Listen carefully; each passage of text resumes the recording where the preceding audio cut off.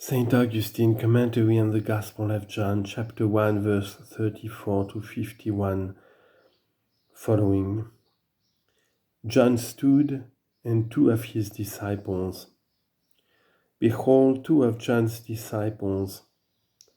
Since John, the friend of the bridegroom, was such as he was, he sought not his own glory, but bore witness to the truth. Did he wish that his disciples should remain with him and not follow the Lord? Rather, he himself showed his disciples whom they should follow, for they accounted of him as though he were the Lamb, and he said, Why do you give heed to me? I am not the Lamb. Behold the Lamb of God, of whom also he had already said, Behold the Lamb of God. And what benefit does the Lamb of God confer upon us? Behold, he says, who takes away the sin of the world. The two who were with John followed him, and when they heard this, let us see what follows. Behold the Lamb of God. This John said, and the two disciples heard him speak and followed Jesus.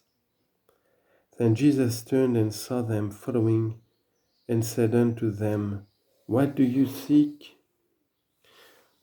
And they said, Rabbi, that is to say, being interpreted, Master, where do you dwell?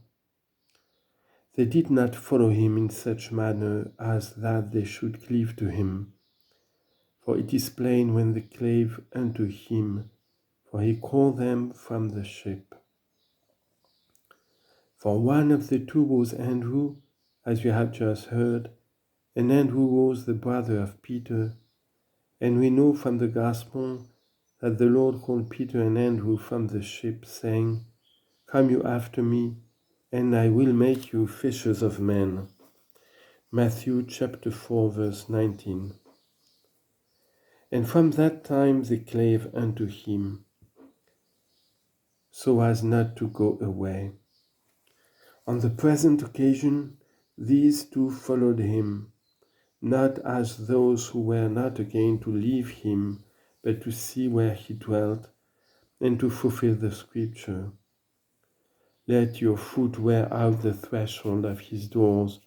Arise, come to him continually,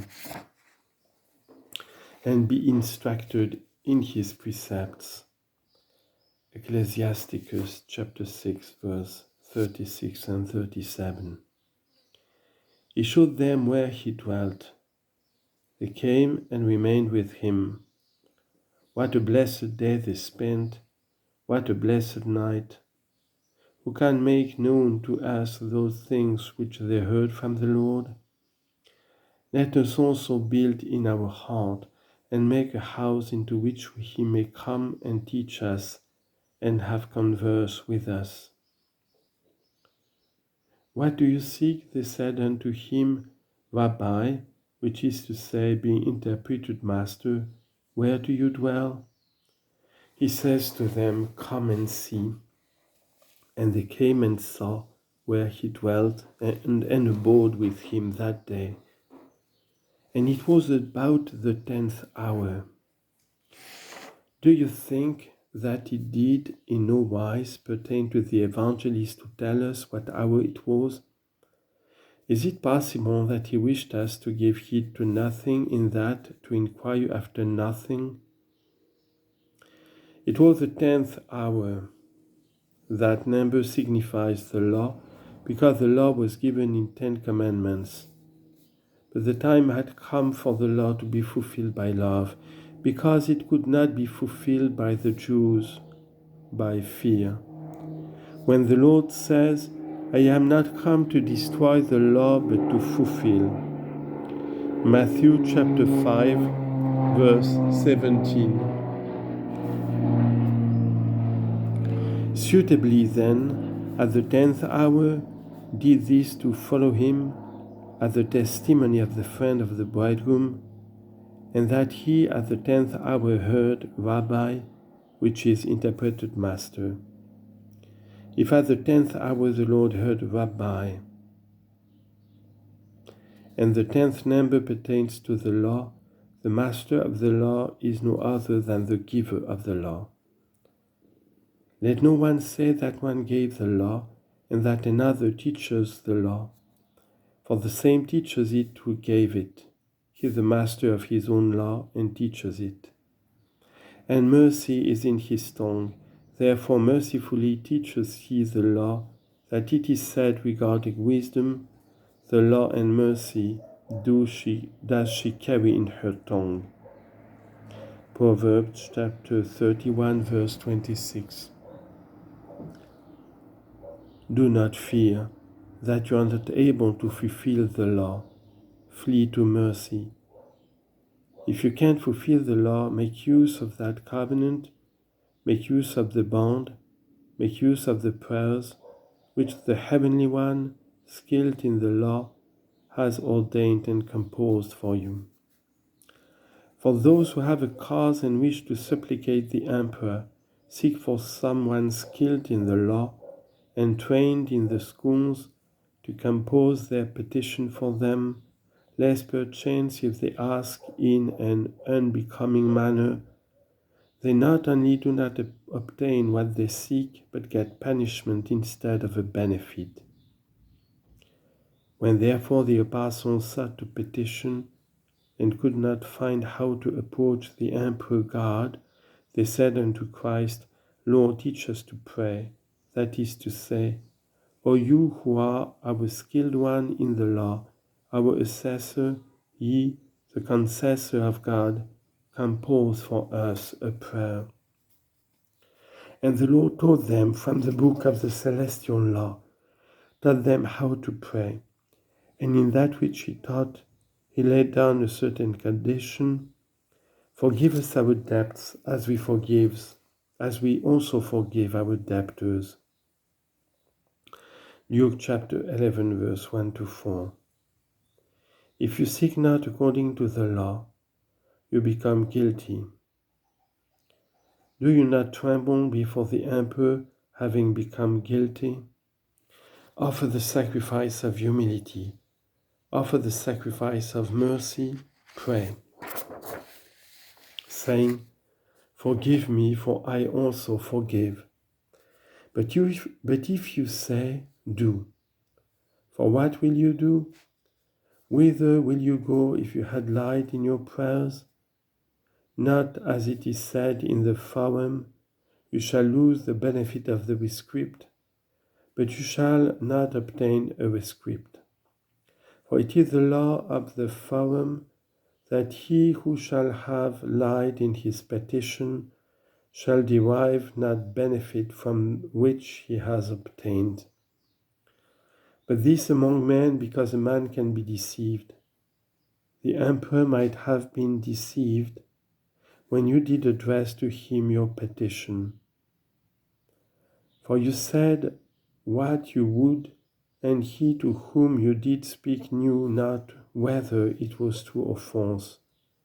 He sent you away to your adversary to be confuted, if possible, so that if before the judge you should be convicted of falsehood, because he was not able not to grant the rescript, not knowing whether you had lied.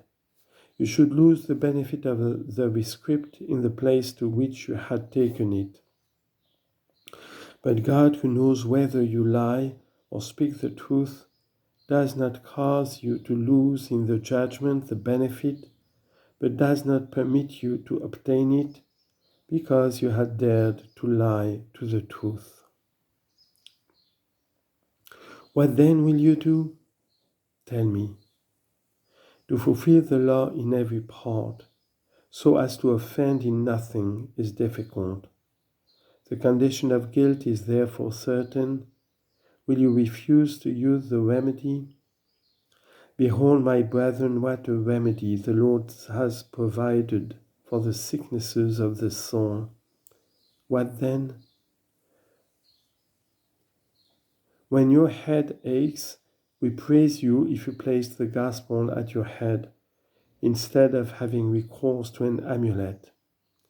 For so far has human weakness proceeded, and so lamentable is the estate of those who have recourse to amulets, that we rejoice when we see a man who is upon his bed, and tossed about with fevers and pains, placing his hope on nothing else than that the gospel lies at his head, not because it is done for this purpose, but because the gospel is preferred to amulets.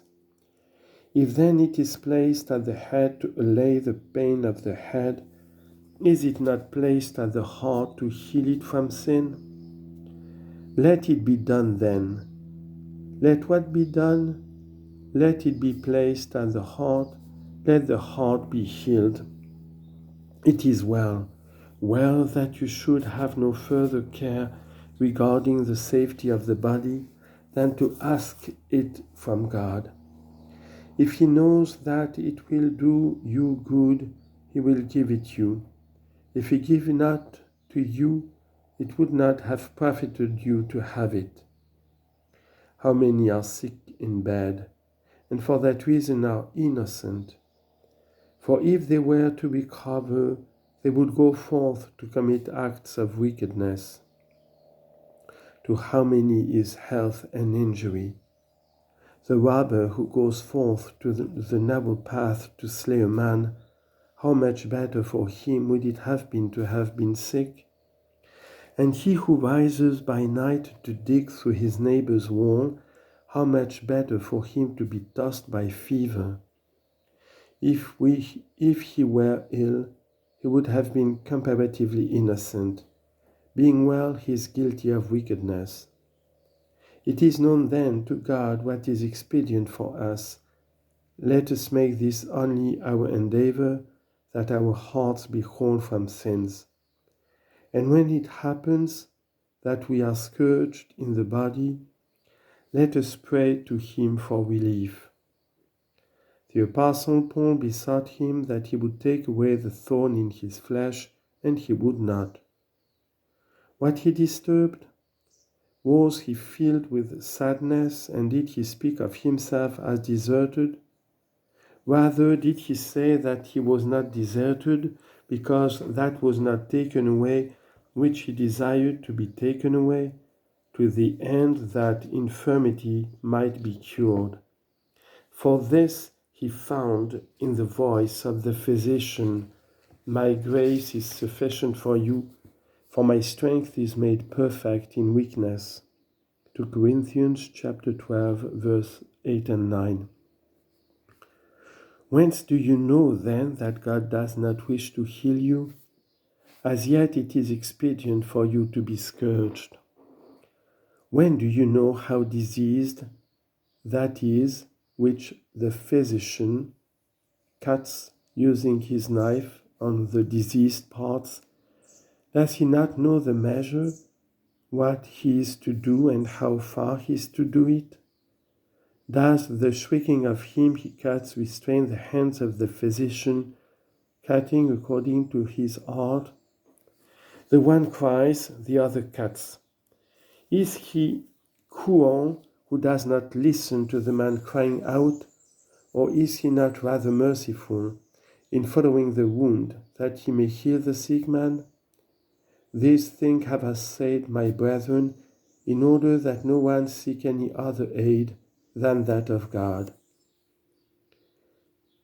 When we happen to be under the reproof of God, see that you perish not, see that you do not depart from the lamb and be devoured by the lion.